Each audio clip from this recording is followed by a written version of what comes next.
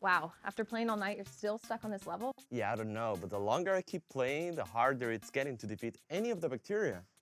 Yeah, it might be helpful to think about it in the context of antibiotic resistance. We keep relying on and overusing these antibiotics, and ultimately, this is the reason for the development of antibiotic resistance in the bacterial population. I think you're right. With antibiotic consumption on the rise, selective pressure on environmental bacteria has resulted in antibiotic resistance becoming a more frequent and widespread problem. Yeah, why don't you let me try and I'll hop in the game. That's a great idea.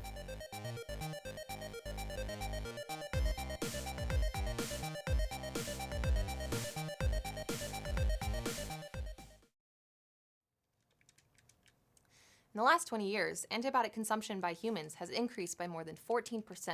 However, because we do not know for sure how many antibiotics are actually being consumed, we may be underestimating total antibiotic use across the globe.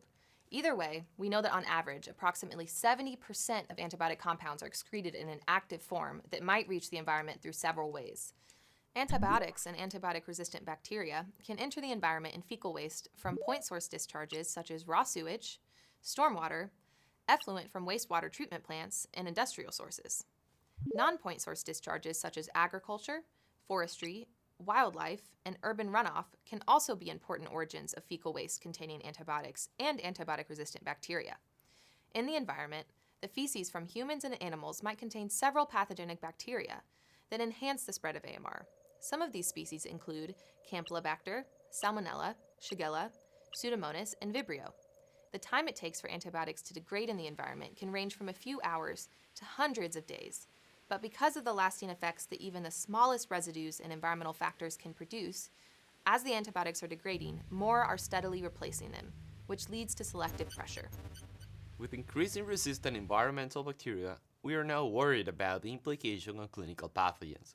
While we previously had no data to suggest that exchange between antimicrobial resistant bacteria in the environment and clinical pathogens occurs, researchers have recently found perfect DNA matches between soil bacteria and a diverse array of human pathogens. This discovery, which finds that this match in antibiotic-resistant genes can actually pass off resistant to commonly used antibiotics, has some experts frightened. For example, due to the rise in antibiotic resistance, it has become more difficult to treat common bacterial infections, such as urinary tract infections, sexually transmitted infections, and some types of diarrhea in humans.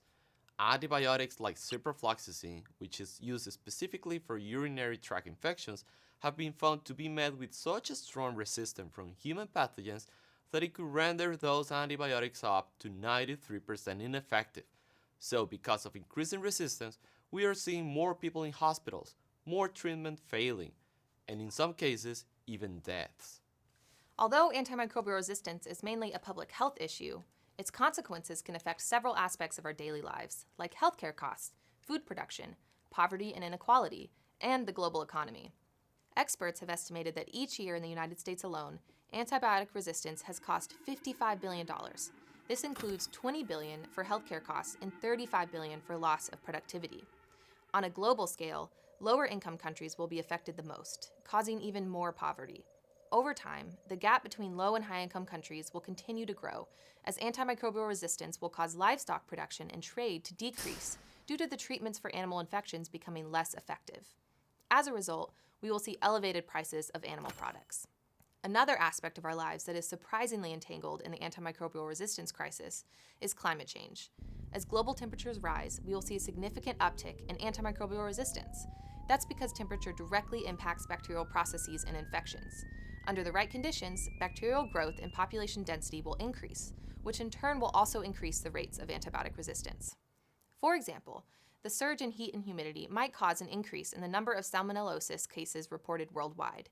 Since salmonella is well known to be resistant to a wide range of antibiotics, the impacts of climate change will only exacerbate the problem, making this pathogen even more dangerous than before. But it's not just salmonella that is surging in this way.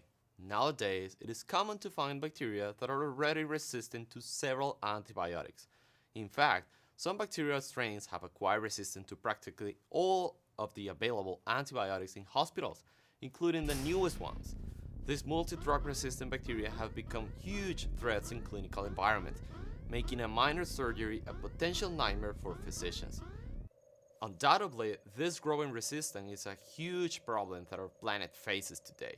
In order to successfully tackle this threat, what is needed now more than ever are comprehensive control methods in order to stand a chance.